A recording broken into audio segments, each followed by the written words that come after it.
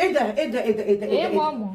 ايه ده؟ مش اخر حبه كوسه قلت لي قطعيهم؟ بتقطعي الكوسه ازاي كده؟ انت بتعملي الكوسه ايه؟ حلوه عشان تبقى مليانه وحلوه. ايه ده؟ انت في بيتك بتقطعي الكوسه كده؟ ايوه، وابني بياكلها كده وساكت وشايف وساكت؟ عشان تبقى مليانه يا وتشبع. اختي انتوا بتعملوا لهم اعمال ولا اسحار ولا بتعملوا لهم ايه؟ في يا ماما هو انتوا شايفة بتزقوهم الكوسة السكر بتاعي؟ والعسل وانا بسقيهم السم والحنظل؟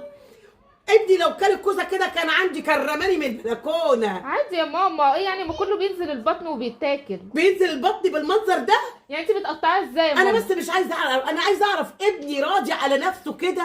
امال كان ايه عندي المشكلة بيتامر يعني؟ وبيتشنك وبيتنك.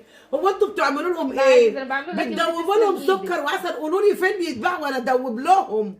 دي تخريطه كوسه، دي تخريطه كوسه، دي تتاكل ازاي؟ دي على 3 يا ماما. انا مقطعه الكوسه التانيه ما شفتهاش. لا ما شفتهاش.